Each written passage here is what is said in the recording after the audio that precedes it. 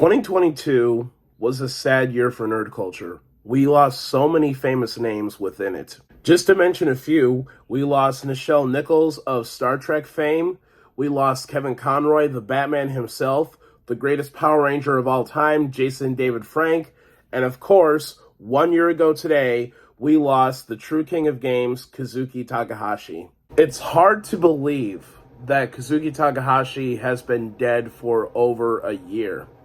So, to commemorate his memory and just remember the legend that he was, welcome to an all-new manga review. This is a manga review that I have wanted to do for a very, very long time. Of all the manga that I have in my constantly growing manga library, this is one of two titles that I've wanted to review the most. Well, to commemorate 1 year of this absolute legend, the time is now. Welcome to my manga review of the series that just basically impacted my childhood like no other, the one that got me into anime in the first place, Yu-Gi-Oh! Let's talk about it.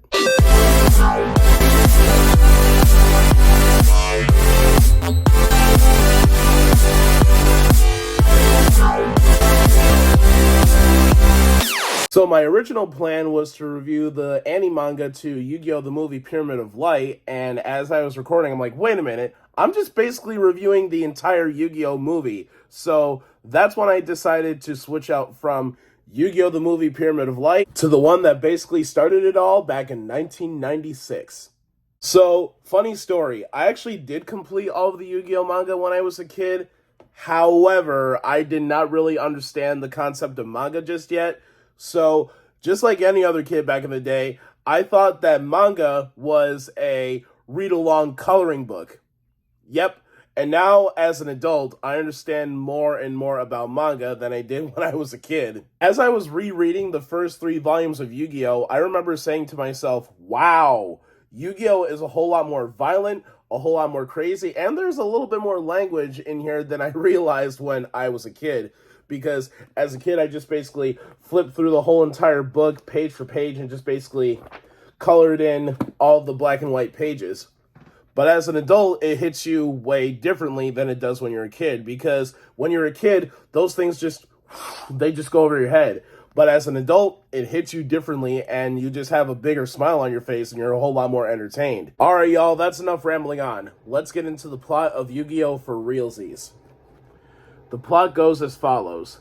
10th grader Yugi always had his head in some game until he solved the Millennium Puzzle, an Egyptian artifact containing the spirit of a master gambler from the age of the pharaohs. Possessed by the puzzle, Yugi becomes Yu-Gi-Oh!, the king of games, and challenges evildoers to the shadow games, weird games with high stakes and high risks. Now, everybody knows the Duel Monsters era of Yu-Gi-Oh!, but there's also a hidden gem when it comes to Yu-Gi-Oh! Not too many anime fans know this, but did you know that there was a Yu-Gi-Oh! Series that aired in the 90s before we got the well-known Duel Monsters anime? Yep, that's right.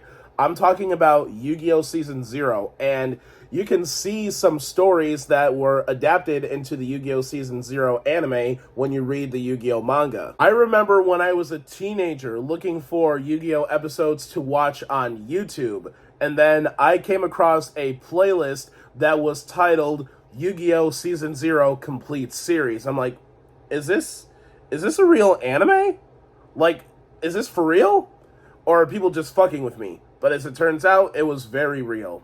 It was the Yu-Gi-Oh! Series that aired in 1998, 2 years after the Yu-Gi-Oh! Manga's first volume was released. Now, I'm not sure if these little side notes were included in the individual volumes of Yu-Gi-Oh!, but I do love the fact that Kazuki Takahashi was talking about his experiences while in Egypt. Take a look. This is what we had to say before we jumped into Volume 2. Kazuki says, "Before I wrote this series, I went to Egypt for background research. I was particularly struck by how open-hearted and friendly the Egyptian people were. When their smiling faces greeted me, I ended up buying stones that I wasn't interested in buying, riding donkeys that I had no interest in riding, and buying photographs that were forced on me. But one look at those faces, and you just had to forgive them. Kazuki Takahashi, 1997. It's been a little while since I've done this for my manga reviews. Review of the characters. Everybody knows that Yugi is very shy, he's very timid, and he's very nerdy. But also, when you read the manga, he's a little bit of a perv. It's this scene right over here, and you'll see what I mean when I say that Yugi is a little bit of a perv. Their heads swell if you don't knock them down once in a while. You need to be tougher, Yugi. Wow, Anzu, one word from you and they ran away. Here you go. It's something special, right? Thank you, Anzu. All the guys here are like that. On the basketball court, I thought the guys were passing to the girls a lot. Found out they were peeking when the girls made their shot. The jerks. I quit and came in. Never play basketball in a skirt. And Yugi's heart starts to beat. Ba-dum, ba-dum, ba-dum. And there he is, just basically imagining like what Anzu's panties look like. And Anzu's like, what are you thinking? And Yugi's like, basketball good? Yugi in this series is a perv. I wonder where he gets it from.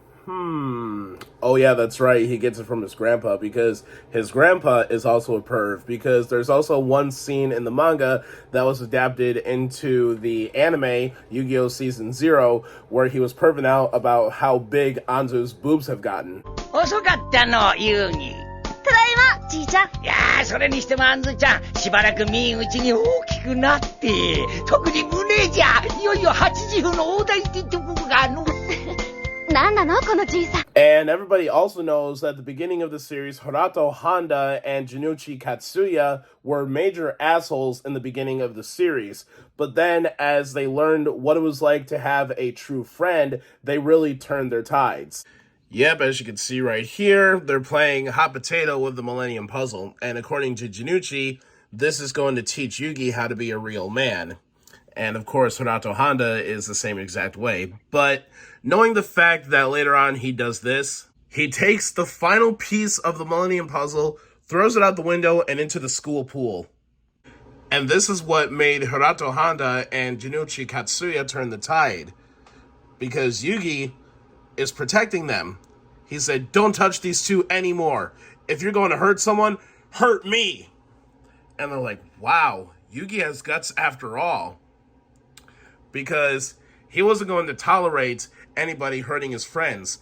And they were just basically thinking to themselves, after we treated you like shit, you're going to protect us? And that's what earned Yugi, Junichi, and Horato Honda their respect. And of course, there's Yugi's childhood friend, Anzu Misaki. She's kind, she's optimistic, she's always there for him. And at the beginning of the series, she literally sticks up for him when Junichi and Horato Honda were playing Keep Away with the Millennium Puzzle. And of course, let's not forget Yami Yugi, or Atem. Dude, talk about a badass motherfucker. This guy knows how to play games, man. They don't call him the king of games for nothing. Absolutely nothing. Because in the manga, they are called punishment games. And with those punishment games, there is a different game that has different sets of rules, and Yami Yugi just basically just owns the zone every single time. I know that's a Duel Masters reference, but still though, he owns the zone every single time. And after those punishment games, his victims are left either dead or insane. Hell, even the side characters that will maybe appear once or twice throughout the story can still be interesting. Because you can tell that Kazuki Takahashi had a true passion for his creation, and he wanted his characters to really stand out, rather if they were the main characters or not. Also, there are some scenes in here from the manga that I wish were adapted into the Duel Monsters anime, or something that I wish I would have seen in Yu-Gi-Oh! Season 0. Because some scenes in this manga can be downright terrifying. Let me show you one of the examples. This right here is one of the scariest moments in the entire manga. Look at that. That is absolutely terrifying. Because Shadi has Anzu under his control. Because with Shadi controlling Anzu, she's like a mindless doll thanks to the Millennium Key. And since the Yu-Gi-Oh! Manga is a whole lot more terrifying than what I remember, I'm surprised that the horror genre was not included when I did my research on the manga's genres. But then again, you can kind of count supernatural as horror because there are a lot of supernatural phenomenons that happen within Yu-Gi-Oh! The artwork in the Yu-Gi-Oh! Manga is, of course, phenomenal as hell, dude.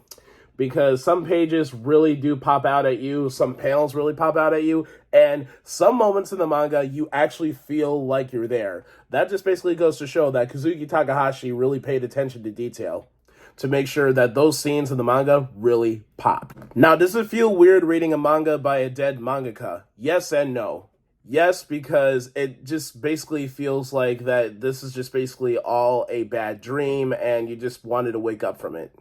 And no, because the more you read late mangaka's works, the more their legacy will continue to live on through not only our hearts, but for our passion for Japanese animation as a whole. Yu-Gi-Oh! Is definitely one of those beginner mangas that I would recommend to anybody who wants to get into the world of anime and manga. And I cannot wait to reread the other volumes because, as I said before, I read all of the Yu-Gi-Oh! Manga as a kid, but I didn't really pay attention to details like I do now as an adult. As I said before in my Remembrance of Kazuki Takahashi video, I said that I wouldn't be the nerdy guy that I am today if it weren't for Yu-Gi-Oh! And I literally do mean that too. I give Yu-Gi-Oh! A whole lot of credit where credit is fucking due. I can easily say that I don't think the nerd world will ever be the same without Kazuki Takahashi, because when Kazuki Takahashi died, I, just like many other people around the world, I felt like a big chunk of my childhood was lost that day. And before I wrap up this video, there is something that you should know. So for those who didn't know, in October of 22, we actually got an update on what the hell happened to Kazuki Takahashi, because for a little while during the summer, we just basically had word that Kazuki Takahashi drowned by an accident, but it's actually quite deeper than that. So when there was a rip current, Kazuki Takahashi spotted these people drowning, so he actually jumped in and tried to save those people from drowning. The people lived, but Kazuki Takahashi wound up being overwhelmed by the waves and just basically drowned that way. So that just basically goes to show that Kazuki Takahashi was just as heroic as the characters that he wrote about in his stories. So that concludes my manga review of Yu-Gi-Oh! And as I said before, this is a great beginner manga to get yourself into the world of anime and manga. Kazuki Takahashi, I want to thank you once again for your amazing work. Thank you for the escapism that you provided for me when I was severely bullied. And just basically thank you for impacting our childhoods and making them fucking awesome. No, epic, as a matter of fact, I'll say that. Now, what lies ahead next when it comes to the Yu-Gi-Oh! Manga? I don't know. I'm going to have to wait and see when I reread the other volumes.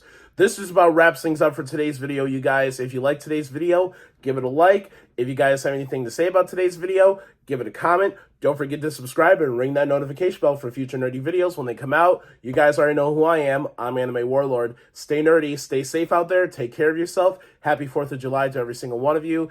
It's still hard to believe that it's been a year since Kazuki Takahashi's passing, but nonetheless, we got to believe in the heart of the cards, be strong, and continue to move forward. I'll see you guys in the next video.